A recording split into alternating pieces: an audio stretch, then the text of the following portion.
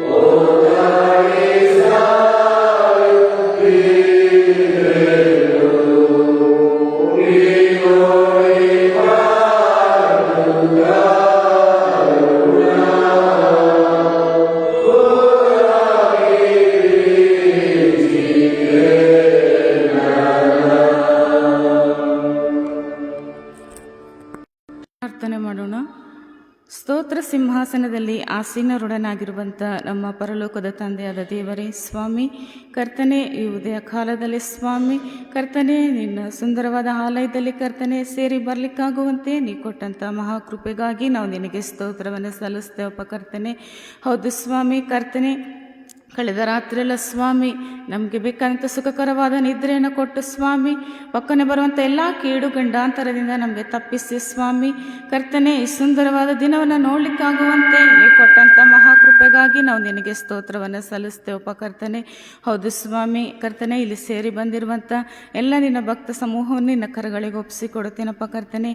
ಯಾರ್ಯಾರು ಯಾವ ಬೇಡಿಕೆಗಳೊಂದಿಗೆ ಬಂದಿದ್ದಾರೋ ಕರ್ತನೆ, ಅವರ ಪ್ರಾರ್ಥನೆಯನ್ನು ಕೇಳಿ ಸದುತ್ತರನ್ನು ದಯಪಾಲಿಸಿ ಎಂಬುದಾಗಿ ನಿನ್ನಲ್ಲಿ ಪ್ರಾರ್ಥಿಸ್ತೇನೆ ಕರ್ತನೆ. ಹೌದು ಸ್ವಾಮಿ, ಈ ಶ್ರಮೆ, ಮರಣ, ಪುನರುತ್ಥಾನ ದಿನಗಳ ಈ ಆರಾಧನೆಗಳಲ್ಲಿ ಸ್ವಾಮಿ ಅಪ್ಪ, ನಾವು ಕರ್ತನೆ ಬೆಳಗ್ಗೆ ಮತ್ತು ಸಾಯಂಕಾಲ ಕರ್ತನೆ ನಿನ್ನ ವಾಕ್ಯಗಳನ್ನು ಕೇಳುವಂಥ ಭಾಗ್ಯವನ್ನು ನಮಗೆ ಕೊಟ್ಟಿದ್ದೀಯಪ್ಪ, ಅದಕ್ಕಾಗಿ ನಿನಗೆ ಸ್ತೋತ್ರ ಕರ್ತನೆ. ಹೌದು ಸ್ವಾಮಿ, ಎಷ್ಟೋ ಜನರು ಈ ದಿನವನ್ನು ಕಾಣದೆ ಹೋಗಿದ್ದಾರಪ್ಪ ಸ್ವಾಮಿ. ನಮಗಾದರೂ ಕರ್ತನೆ ನಿನ್ನ ವಾಕ್ಯವನ್ನು ಧ್ಯಾನ ಮಾಡಲಿಕ್ಕಾಗುವಂತೆ ಅಪ್ಪ, ನಮ್ಮ ಜೀವಿತದಲ್ಲೇ ನಾವು ಅದನ್ನು ಅಳವಡಿಸ್ಕೊಂಡು ನಡೀಲಿಕ್ಕಾಗುವಂತೆ ನಮ್ಗೆ ನಡೆಸ್ತಾ ಇದ್ದೀವಿ ಸ್ವಾಮಿ, ಅದಕ್ಕಾಗಿ ನಿನಗೆ ಸ್ತೋತ್ರ ಕರ್ತನೆ. ತಂದೆಯಾದ ದೇವರೇ, ನಮ್ಮ ಸಭೆಯಲ್ಲಿರುವಂಥ ಒಂದೊಂದು ಕುಟುಂಬಗಳನ್ನು ನೀನು ಹೇರಳವಾಗಿ ಆಶೀರ್ವದಿಸು ಕರ್ತನೆ. ಅದೇ ರೀತಿಯಲ್ಲಿ ನಮ್ಮ ಸಭಾಪಾಲಕರನ್ನು ಕರ್ತನೆ ನಿನ್ನ ಕರಗಳಿಗೆ ಒಪ್ಪಿಸಿಕೊಡುತ್ತೇನೆ ಕರ್ತನೆ. ಅವರಿಗೆ ಬೇಕಾದಂಥ ಒಳ್ಳೆಯ ಆರೋಗ್ಯವನ್ನು ಕೊಟ್ಟು ಕರ್ತನೆ ನೀನು ಕಾಯ್ದು ನಡೆಸ್ತಿದ್ದಿ ಸ್ವಾಮಿ. ಅವರ ಸೇವೆಯನ್ನು ಇಲ್ಲಿವರೆಗೂ ನೀನು ಉತ್ತಮವಾಗಿ ನಡೆಸಿದ್ದೀಯಪ್ಪ, ಅದಕ್ಕಾಗಿ ನಿನಗೆ ಸ್ತೋತ್ರ ಕರ್ತನೆ. ಕರ್ತನೆ ಅದೇ ರೀತಿಯಲ್ಲಿ ಸ್ವಾಮಿ ನಮ್ಮ ಸಭೆಯಲ್ಲಿರುವಂಥ ಕರ್ತನೆ ಎಲ್ಲ ಚಿಕ್ಕ ಮಕ್ಕಳು ಸ್ವಾಮಿ, ವೃದ್ಧ ತಂದೆ ತಾಯಿಗಳು ಎಲ್ಲರನ್ನು ನೀನು ಆಶೀರ್ವದಿಸು ಕರ್ತನೆ. ಅದೇ ರೀತಿಯಲ್ಲಿ ಸ್ವಾಮಿ ಕರ್ತನೆ ಪರೀಕ್ಷೆಯನ್ನು ಬರೀಲಿಕ್ಕೆ ಸಿದ್ಧರಾಗ್ತಿರುವಂಥ SSLC ಮಕ್ಕಳಿಗಾಗಿ ನಿನ್ನಲ್ಲಿ ಪ್ರಾರ್ಥಿಸ್ತೇನಪ್ಪ ಕರ್ತನೆ. ಸ್ವಾಮಿ, ಆ ಮಕ್ಕಳಿಗೆ ಬೇಕಾದಂಥ ನಿನ್ನ ಪರಲೋಕದ ಜ್ಞಾನವನ್ನು ದಯಪಾಲಿಸಿಕೊಡು ಕರ್ತನೆ. ಹೌದು ಸ್ವಾಮಿ, ಆ ಮಕ್ಕಳು ಕರ್ತನೆ ವರ್ಷಾನುವರ್ಷ ಕರ್ತನೆ ಓದಿದಂಥ ವಿಷಯಗಳನ್ನು ಸ್ವಾಮಿ ಚೆನ್ನಾಗಿ ನೆನಪಿನಲ್ಲಿಟ್ಟುಕೊಂಡು ಕರ್ತನೆ ಅಪ್ಪ ಅವರು ಪರೀಕ್ಷೆಯನ್ನು ಬರೀಲಿಕ್ಕಾಗುವಂತೆ ಕರ್ತನೆ ಅವರು ಯಾವುದಕ್ಕೂ ಭಯಪಡದೆ ಸ್ವಾಮಿ ನಿನ್ನನ್ನು ಸ್ವಾಮಿ ಅವರು ನೆನಪಿನಲ್ಲಿ ಇಟ್ಟುಕೊಂಡು ಕರ್ತನೆ ನಿನ್ನನ್ನು ಸ್ವಾಮಿ ಅವರು ದೃಷ್ಟಿಸಿ ನೋಡಿ ಕರ್ತನೆ ಆ ಒಂದು ಓದಿದಂಥ ವಿಷಯಗಳನ್ನು ಚೆನ್ನಾಗಿ ಪರೀಕ್ಷೆಯಲ್ಲಿ ಬರೀಲಿಕ್ಕಾಗುವಂತೆ ನೀನು ಕೃಪೆ ತೋರಿಸಿ ಎಂಬುದಾಗಿ ನಿನ್ನಲ್ಲಿ ಪ್ರಾರ್ಥಿಸ್ತೇನೆ ಕರ್ತನೆ. ತಂದೆಯಾದ ದೇವರೇ, ಅದೇ ರೀತಿಯಲ್ಲಿ ಸ್ವಾಮಿ, ವಾಕ್ಯ ಸಂದೇಶವನ್ನು ಕೊಡೋದಕ್ಕೆ ಬಂದಿರುವಂಥ ಅಯ್ಯನವರಿಗಾಗಿ ನಿನ್ನಲ್ಲಿ ಪ್ರಾರ್ಥಿಸ್ತೇನಪ್ಪ ಕರ್ತನೆ. ಅವರು ಬಿತ್ತುವಂಥ ಬೀಜ ಕರ್ತನೆ ಅಪ್ಪ ಸ್ವಾಮಿ 30ರಷ್ಟು 60ರಷ್ಟು ಕರ್ತನೆ 100ರಷ್ಟು ಫಲ ಕೊಡಲಿಕ್ಕಾಗುವಂತೆ ನೀನು ಕೃಪೆ ತೋರಿಸು ಅಪ್ಪ ಕರ್ತನೆ. ನಾವು ಆ ವಾಕ್ಯಗಳನ್ನು ಸ್ವಾಮಿ ನಮ್ಮ ಕರ್ತನೆ ನಾವು ನಿನ್ನಲ್ಲಿ ಕರ್ತನೆ ಮಹಿಮೆ ಪಡಿಸುವಂತೆ ನೀನು ಕೃಪೆ ತೋರಿಸು ಕರ್ತನೆ.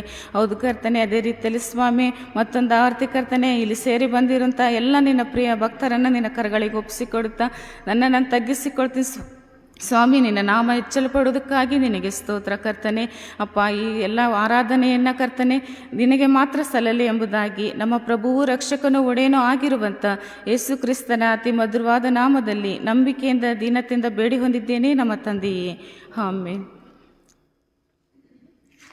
ಆರಾಧನೆಯನ್ನು ಮುಂದುವರಿಸುವ ಹಾಗೆ ಆಡುವಂಥ ಮಹಿಮಾ ಗೀತೆಯಲ್ಲಿ ಮಹಿಮೆಯ ಅರಸನೇ ನಿನ್ನ ಆತ್ಮದಿ ಆರಾಧಿಸುವೆ ಎಂಬ ಹಾಡನ್ನು ಹಾಡಿಕೊಳ್ಳೋಣ.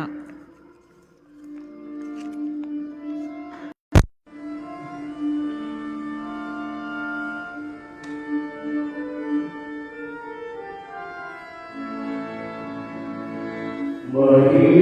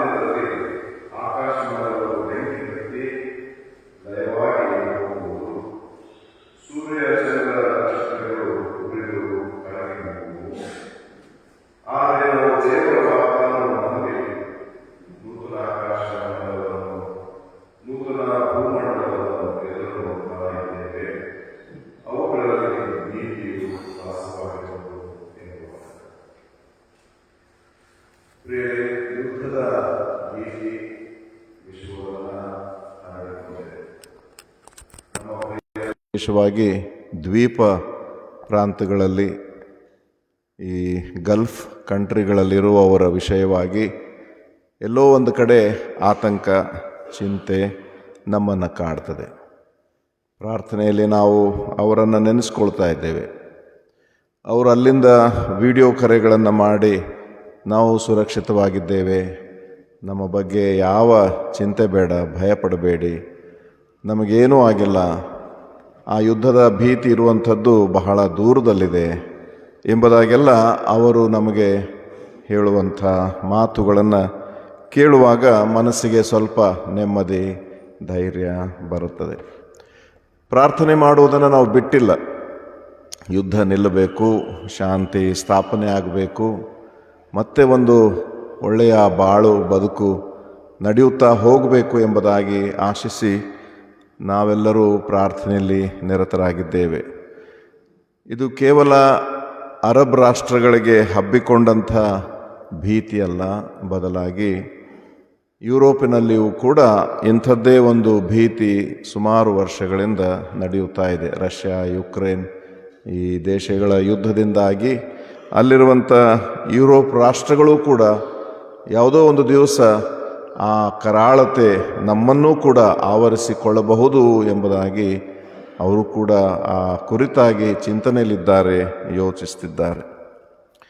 ಅಂತೂ ಪ್ರಿಯರೇ, ದೇಶದಲ್ಲಿ, ನಮ್ಮ ವಿಶ್ವದಲ್ಲಿ ವಿಶೇಷವಾಗಿ ಒಬ್ಬರನ್ನೊಬ್ಬರು ಕಚ್ಚಿ ಹರಕೊಂಡು ನುಂಗುವ ಒಂದು ಪರಿಸ್ಥಿತಿ ಉಲ್ಬಣವಾಗ್ತಾ ಇದೆ. ಇತ್ತೀಚೆಗೆ ಎಪ್ಸ್ಟೀನ್ ಫೈಲ್ಸ್ ಎಂಬುದಾಗಿ ಒಂದು ದೊಡ್ಡ ಹತ್ಯಾಕಾಂಡದ ಮತ್ತು ಶೋಷಣೆ ಮಾಡುವಂಥ ಒಂದು ಸಂಗತಿಯು ಬೆಳಕಿಗೆ ಬಂದದ್ದು ನಿಮ್ಮೆಲ್ಲರಿಗೂ ಗೊತ್ತಿರಬಹುದು. ಚಿಕ್ಕ ಚಿಕ್ಕ ಮಕ್ಕಳನ್ನು ತೆಗೆದುಕೊಂಡು ಹೋಗಿ ಅವರನ್ನು ಇಷ್ಟಾನುಸಾರವಾಗಿ ಉಪಯೋಗಿಸಿ ಕೊನೆಗೆ ಅವರನ್ನು ಕೊಂದು ಅವರ ಮಾಂಸವನ್ನೇ ತಿನ್ನುವಂಥ ಜನರಿದ್ದಾರೆ ಎಂಬುದಾಗಿ ಕೇಳಿಸಿಕೊಳ್ಳುವಾಗ ನಿಜಕ್ಕೂ ಬಹಳ ಭಯ, ಮಾನವ ಕುಲದವರಾದ ನಮಗೆ ಅಸಹ್ಯ ಅನಿಸುವಂಥ ಸ್ಥಿತಿ ಬಂದಿದೆ. ಇಂಥ ಒಂದು ವಿಷಯಗಳ ಹಿನ್ನೆಲೆಯಲ್ಲಿ ಅಪೊಸ್ತಲನಾದ ಪೇತ್ರನು ಬರೆದಂಥ 3ನೇ ಅಧ್ಯಾಯ ನಮಗೆ ಬಹಳ ಆದರಣೆಯನ್ನು ಕೊಡುವಂಥ, ಉತ್ತೇಜನವನ್ನು ಕೊಡುವಂಥ, ನಾವು ಈ ನಂಬಿಕೆಯಲ್ಲಿ ಗಟ್ಟಿಯಾಗಿ ಉಳಿಯುವುದಕ್ಕೆ ಪೂರಕವಾದಂಥ ಆಲೋಚನೆಗಳು ಆತನು ಬರೆದಿದ್ದಾನೆ. ಆತನು ಬರೆಯುವುದಕ್ಕೆ ಕಾರಣ ಏನಂತ ಹೇಳಿದರೆ, ಯೇಸುಸ್ವಾಮಿಯ 2ನೆಯ ಬರೋಣ ಸಮೀಪವಾಗಿದೆ ಎಂಬುದಾಗಿ ನೀವು ಬೋಧಿಸ್ತಿರಲ್ಲ, ಯಾಕೆ ಆತನು ಬರುತ್ತಿಲ್ಲ? ಬರುತ್ತಾನೆ ಅಂತ ಹೇಳಿ ಎಷ್ಟು ವರ್ಷಗಳಾದವು? ನಾವು ಇವತ್ತು ಬರುತ್ತಾನೆ, ನಾಳೆ ಬರುತ್ತಾನೆ ಎಂಬುದಾಗಿ ಕಾಯುತ್ತಾ ಇದ್ದರೂ ಆತನ ಬರೋಣ ಎಲ್ಲಿಯೂ ಕಾಣುತ್ತಾ ಇಲ್ಲವಲ್ಲ ಎಂಬುದಾಗಿ ಈ 1ನೇ ಶತಮಾನದ ಕ್ರೈಸ್ತರು, ಪೇತ್ರನು ಬರೆಯುವಾಗ ಕ್ರಿಸ್ತಶಕ 60-70ನೇ ಇಸ್ವಿಯ ಸಂದರ್ಭದಲ್ಲಿ ಯೇಸುಸ್ವಾಮಿ ಪುನರುತ್ಥಾನವಾಗಿ ಮತ್ತು ಈ ಪತ್ರಿಕೆ ಬರೆಯುವ ಮಧ್ಯದಲ್ಲಿ ಸುಮಾರು ಒಂದು 30-35 ವರ್ಷದ ಗ್ಯಾಪ್ ಇದೆ.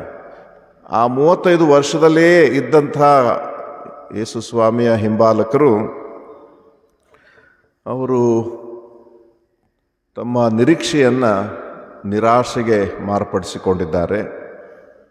ದೇವರು ಬರುತ್ತಾನೆ ಎಂಬುದಾಗಿ ಹೇಳಿದ ಮಾತು ಈಗ ಅವರಿಗೆ ಒಂದು ಕುಚೋದ್ಯದ ಮಾತು, ಹಾಸ್ಯದ ಮಾತು, ಪರಿಹಾಸ್ಯ ಮಾಡುವಂಥ ಸಂಗತಿಯಾಗಿ ಕಾಣಿಸ್ತಾ ಇದೆ. ಅದನ್ನೇ ಪೇತ್ರ ಆರಂಭದಲ್ಲಿ ಬರೀತಾನೆ, 3ನೇ ಅಧ್ಯಾಯ 3ನೇ ವಚನದಲ್ಲಿ, ಕಡೇ ದಿವಸಗಳಲ್ಲಿ ತಮ್ಮ ದುರಾಶೆಗಳ ಪ್ರಕಾರ ನಡೆಯುವ ಕುಚೋದ್ಯಗಾರರು ಬಂದು ಕುಚೋದ್ಯ ಮಾಡುತ್ತಾ ಆತನ ಪ್ರತ್ಯಕ್ಷತೆಯ ವಿಷಯವಾದ ವಾಗ್ದಾನವು ಏನಾಯಿತು? ನಮ್ಮ ಪಿತೃಗಳು ನಿದ್ರೆ ಹೊಂದಿದ ದಿನ ಮೊದಲುಗೊಂಡು ಸಮಸ್ತವು ಲೋಕಾದಿಯಿಂದ ಹಾಗೆಯೇ ಇದ್ದ ಹಾಗೆಯೇ ಇರುತ್ತದಲ್ಲ ಎಂದು ಹೇಳುವರೆಂಬುದಾಗಿ ನೀವು ಮೊದಲು ತಿಳಿದುಕೊಳ್ಳಬೇಕು ಎಂಬುದಾಗಿ ಅಲ್ಲಿನ ಸಭೆಗಳಿಗೆ ಬರಿತಾ ಇದ್ದಾನೆ. ಯುದ್ಧದ ಭೀತಿ ಉಂಟಾದಾಗೆಲ್ಲ ನಮಗೆ ನೆನಪಾಗೋದು ಕರ್ತನ ಬರೋಣ ಅಲ್ವಾ? ಹಾಗಾದರೆ ಎಲ್ಲರೂ ನಾವೀಗಾಗಲೇ ಅಂದ್ಕೊಳ್ತೀವಿ, ಯೇಸುಸ್ವಾಮಿ ಬರೋಣ ಸಮೀಪವಾಯಿತು, ಯುದ್ಧ ಪ್ರಾರಂಭವಾಯಿತು, ಯೇಸುಸ್ವಾಮಿಯ ಪ್ರವಾದನೆ ನುಡಿದಿದ್ದಾನೆ, ಬೈಬಲ್ನಲ್ಲಿ ಬರೆದಿದೆ, ಇನ್ಮೇಲೆ ದೊಡ್ಡ ಸಮಸ್ಯೆ ಇದೆ, 3ನೇ ಮಹಾಯುದ್ಧ ಆಗ್ತದೆ, ನಾವು ಸಿದ್ಧರಾಗೋಣ ಎಂಬುದಾಗೆಲ್ಲ ಬರೀತಾರೆ. ಅನೇಕ ಚಾನೆಲ್ಗಳಲ್ಲಿ, ಯೂಟ್ಯೂಬ್ಗಳಲ್ಲಿ ಈಗಾಗಲೇ ಗೋಗ್ ಮಾಗೋಗ್ ಅನ್ನುವುದು ರಷ್ಯಾ ದೇಶಕ್ಕೆ ಅದನ್ನು ಹೋಲಿಸಿ ಅಲ್ಲಿಂದ ಯುದ್ಧಗಳು ಆರಂಭವಾಗ್ತಾ ಇವೆ ಎಂಬುದಾಗೆಲ್ಲ ಪ್ರಸಂಗಗಳನ್ನು ಮಾಡ್ತಾ ಇದ್ದಾರೆ. ಇಂಥ ಸಂದರ್ಭ ಬಂದಾಗ ನಾವು ಕ್ರಿಸ್ತನ ಬರೋಣವನ್ನು ಸ್ವಲ್ಪ ಗಂಭೀರವಾಗಿ ಪರಿಗಣಿಸ್ತೇವೆ. ಅದೇ ಸುಖದ ದಿನಗಳು, ಆರಾಮವಾಗಿ ಬದುಕುವ ದಿನಗಳು ಇದ್ದಾಗ ನಾವು ಇದೇ ವಿಷಯವನ್ನು ಕುಚೋದ್ಯ ಮಾಡ್ತೇವೆ. ಎಲ್ಲಿ ಬರ್ತಾನೆ ಸುಮ್ಮನೆ ಅನ್ನುವಂಥ ರೀತಿಯಲ್ಲಿ ನಮ್ಮ ವರ್ತನೆ ಇರುವಂಥದ್ದಾಗಿದೆ. ಪ್ರಿಯರೇ, 11-12ನೇ ವಚನದಲ್ಲಿ ನೀವು ಲಯವಾಗಿ ಹೋಗುವ, ಇವೆಲ್ಲವುಗಳು ಹೀಗೆ ಲಯವಾಗಿ ಹೋಗುವುದರಿಂದ ಎಂಬುದಾಗಿ ಪ್ರಾರಂಭಿಸ್ತಾನೆ. ಲಯವಾಗಿ ಹೋಗುವುದಂದರೆ ನಾಶವಾಗಿ ಹೋಗುವುದು. ಈ ಕುಚೋದ್ಯಗಾರರಿಗೆ ಕರ್ತನ 2ನೇ ಬರೋಣದ ಕುರಿತಾಗಿ ಸಂದೇಹವಿರುವವರಿಗೆ ಆತನು ಉದಾಹರಣೆಯ ಮೂಲಕ ಮಾತಾಡ್ತಾ ಇದ್ದಾನೆ. ಮೊದಲನೆಯದು, ಹಿಂದೊಂದು ಪ್ರಪಂಚ ಇತ್ತು, ಆ ಪ್ರಪಂಚ ನೀರಿನಿಂದ ನಾಶವಾಯಿತು ಎಂಬುದಾಗಿ ಅಲ್ವಾ? ಆದಿಕಾಂಡ 6ನೇ ಅಧ್ಯಾಯ ಆತನು ಉದಾಹರಣೆಯಾಗಿ ಕೊಡ್ತಾ ಇದ್ದಾನೆ.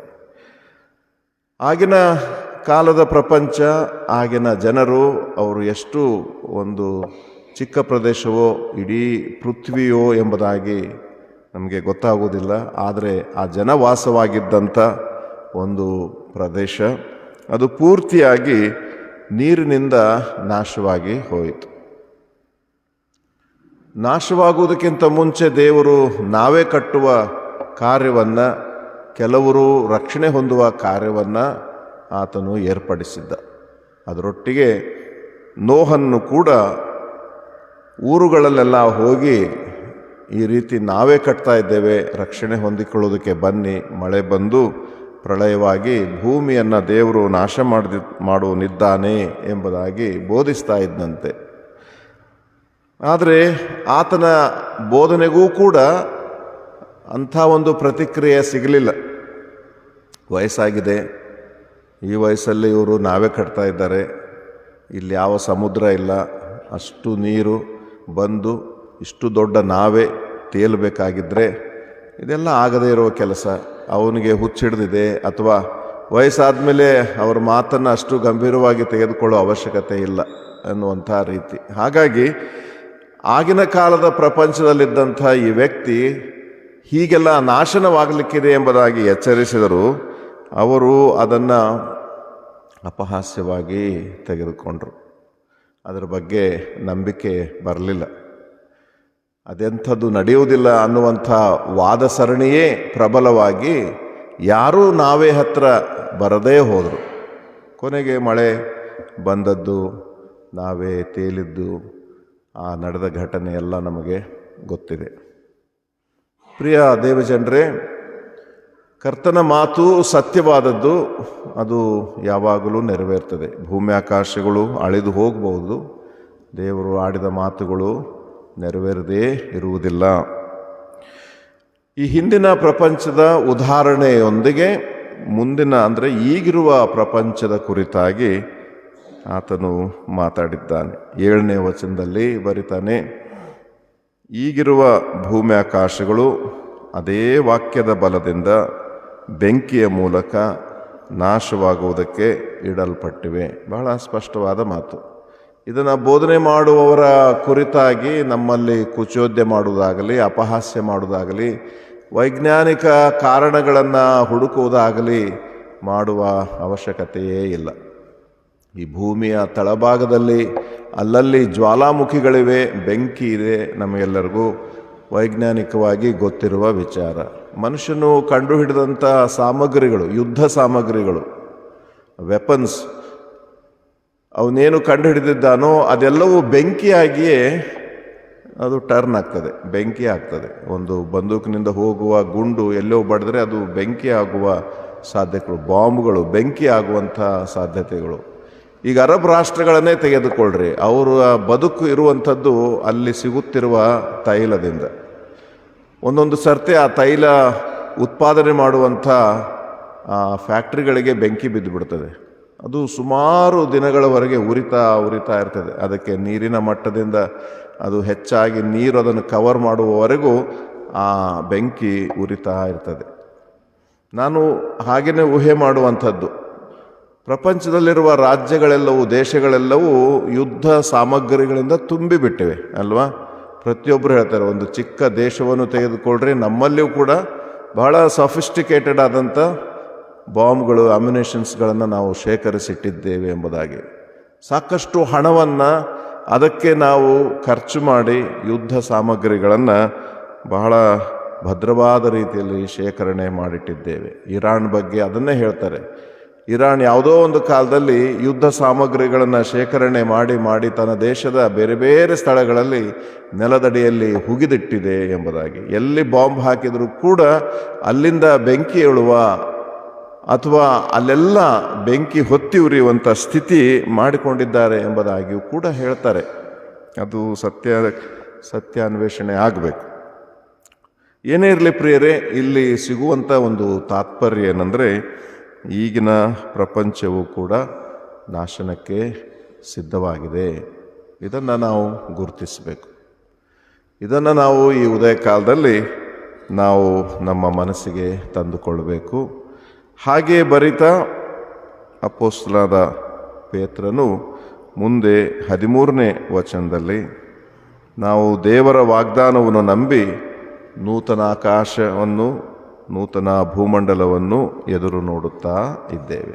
ನಮ್ಮ ವಿಶ್ವಾಸ ಹೊಸದಾದ ನೂತನ ಆಕಾಶ ಮಂಡಲ ಅಂದರೆ ಆ ಪರಲೋಕದ ಸಾನ್ನಿಧ್ಯವನ್ನು ಎದುರು ನೋಡುವವರು ನಾವಾಗಿದ್ದೇವೆ ಎಂಬುದಾಗಿ ಆತನು ಬರಿತಾ ಇದ್ದಾನೆ. ಒಂದು ಪ್ರಪಂಚ ನೀರಿನಿಂದ ನಾಶವಾದರೆ ಈ ಪ್ರಪಂಚ ಬೆಂಕಿಯಿಂದ ನಾಶವಾಗುವುದಕ್ಕೂ ಸಿದ್ಧವಾಗಿದೆ.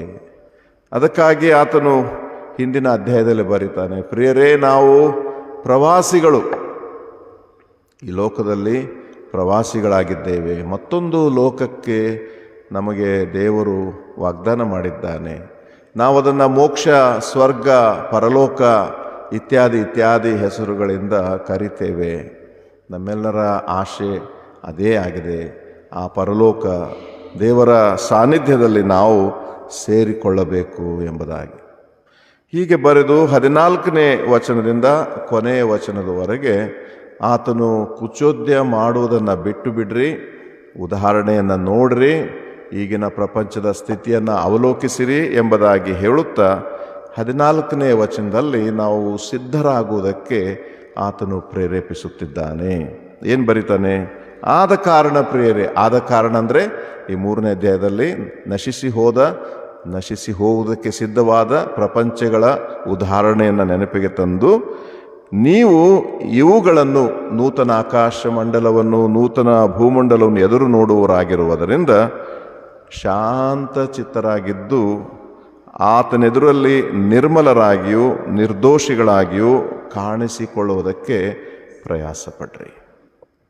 ಇದು ಒಬ್ಬೊಬ್ಬ ವೈಯಕ್ತಿಕವಾಗಿ ಒಬ್ಬೊಬ್ಬರಿಗೂ ಹೇಳಿದಂಥ ಮಾತು. ಪ್ರಪಂಚದಲ್ಲಿ ಆಗುವ ಅಲ್ಲಕಲ್ಲೋಲಗಳನ್ನು ಗಮನಿಸುತ್ತಾ ನಾವು ಮಾಡಬೇಕಾದದ್ದೇನೆಂದರೆ ನಮ್ಮ ಆತ್ಮಗಳನ್ನು ರಕ್ಷಿಸಿಕೊಳ್ಳಬೇಕಾಗಿದೆ. ನಮ್ಮ ಆತ್ಮಗಳು ರಕ್ಷಿಸಿಕೊಳ್ಳಬೇಕಾಗಿರುವುದರಿಂದ ಆ ಒಂದು ಕಾರ್ಯಕ್ಕಾಗಿ ನಾವು ಪ್ರಯಾಸ ಪಡಬೇಕಾಗಿದೆ. ಅಲ್ಲಿ ಆತನು ಈ ಒಂದು ವಿಶೇಷವಾದ ಸಲಹೆಯನ್ನು ಸಭೆಯಾದ ನಮಗೆ ಕೊಟ್ಟಿದ್ದಾನೆ. ಕರ್ತನ 2ನೇ ಬರೋಣ ಪ್ರಿಯರೇ ನಮ್ಮ ಮುಂದೆ ಇದೆ. ಅದರ ಬಗ್ಗೆ ಸಾಕಷ್ಟು ನಾವು ಓದಿ ಕೇಳುವವರಾಗಿದ್ದೇವೆ. ಆದುದರಿಂದ ನಾವು ಪ್ರಕಟಣೆ ಗ್ರಂಥದ ಕಡೆಗೆ ಮನಸ್ಸು ವಾಲಿಸೋಣ. ಹೆಚ್ಚು ಪ್ರಕಟಣೆ ಗ್ರಂಥದ ಕಡೆಗೆ ಮನಸ್ಸು ಹೋಗಬೇಕೀಗ, ಅಷ್ಟು ಬೆಳಿಬೇಕು. ಅದನ್ನು ಅರ್ಥ ಮಾಡಿಕೊಳ್ಳುವಷ್ಟು ನಾವು ಗಂಭೀರವಾದ ವಿದ್ಯಾರ್ಥಿಗಳಾಗಬೇಕು. ಯಾಕಂದರೆ ನಮ್ಮ ಆತ್ಮಗಳು ರಕ್ಷಿಸಲ್ಪಡಬೇಕು. ನಾವಿನ್ನೂ ಎಲ್ಲಿದ್ದೇವೆ? ಪತ್ರಿಕೆಗಳಲ್ಲಿ, ಸುವಾರ್ತೆಗಳಲ್ಲಿರುವ ಪಾಪ ಪರಿಹಾರದ ಕಡೆಗೆ ನಮ್ಮ ಗಮನ ಇದೆ. ಪ್ರತಿದಿನ ನಾವು ಪಾಪ ಮಾಡ್ತಾ ಇರ್ತೇವೆ. ಪಾಪ ಕ್ಷಮಿಸು ಅಂತ ಅದರಲ್ಲೇ ಹೊರಳಾಡ್ತಾ ಇದ್ದೇವೆ. ಸ್ವಲ್ಪ ಮುಂದಕ್ಕೆ ಹೋಗಬೇಕು, ಸೇವೆ ಮಾಡಬೇಕು, ಪಾಪದಲ್ಲಿರುವವ್ರನ್ನ ರಕ್ಷಿಸಬೇಕು, ಇನ್ನೂ ಸ್ವಲ್ಪ ಮುಂದಕ್ಕೆ ಹೋಗಬೇಕು. ನಿತ್ಯ ಜೀವವನ್ನು ಹೊಂದುವುದಕ್ಕೆ ನಮ್ಮ ಆತ್ಮಗಳನ್ನು ಸಿದ್ಧಪಡಿಸಿಕೊಳ್ಳಬೇಕು.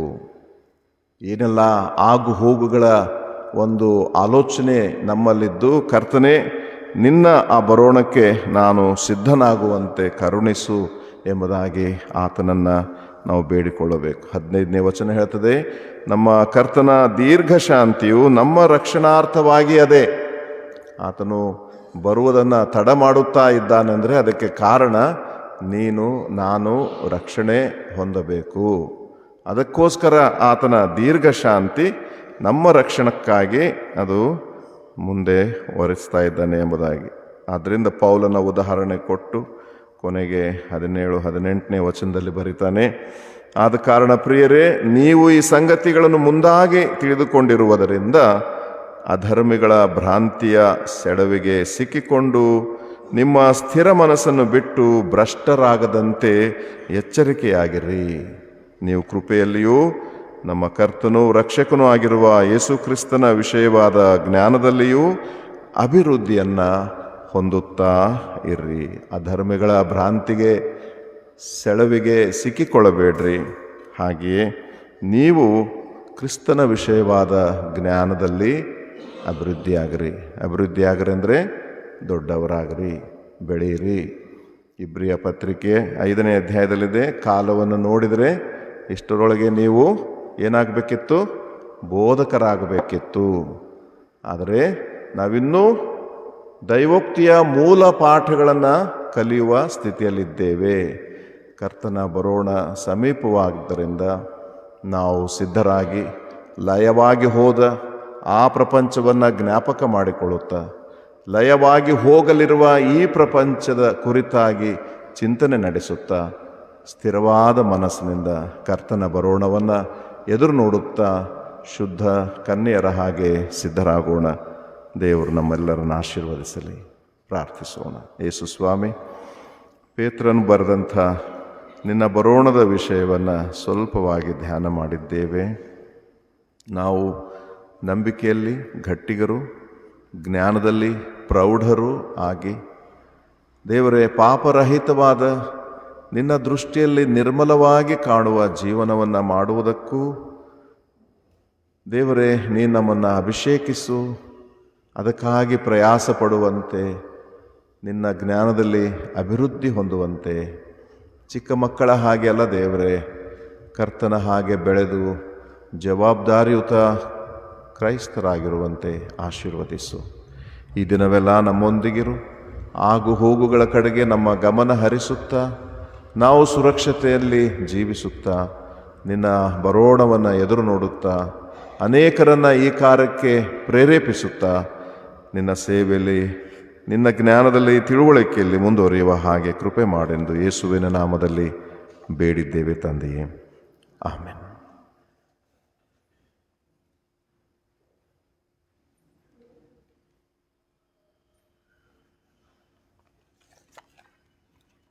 ಉತ್ತಮವಾದಂಥ ಸಂದೇಶವನ್ನು ಕೊಟ್ಟಂಥ ಅಯ್ಯನವರಿಗೆ ಧನ್ಯವಾದಗಳು. ಕೊನೆಯದಾಗಿ ನಾವು ಹಾಡುವಂಥ ಸಂಗೀತದಲ್ಲಿ 308ನೇ ಹಾಡನ್ನು ಹಾಡಿಕೊಳ್ಳೋಣ. ಹಾಡುವಂಥ ಸಂಗೀತದಲ್ಲಿ 308, 1 ಮತ್ತು 3ನೇ ಚರಣ ಮಾತ್ರ ಹಾಡಿಕೊಳ್ಳೋಣ.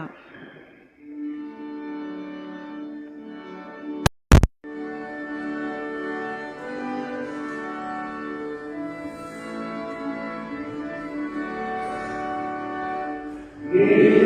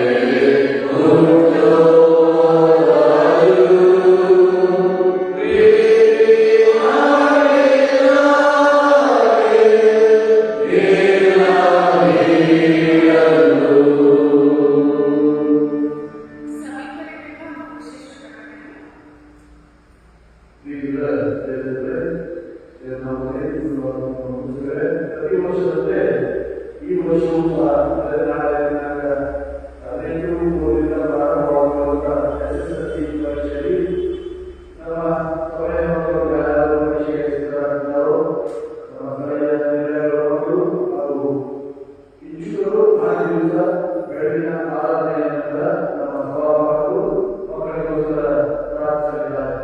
ದಯವಿಟ್ಟು ಹಿರಿಯ ಪಾಲಕರು SSLC ಶಿಕ್ಷಕರು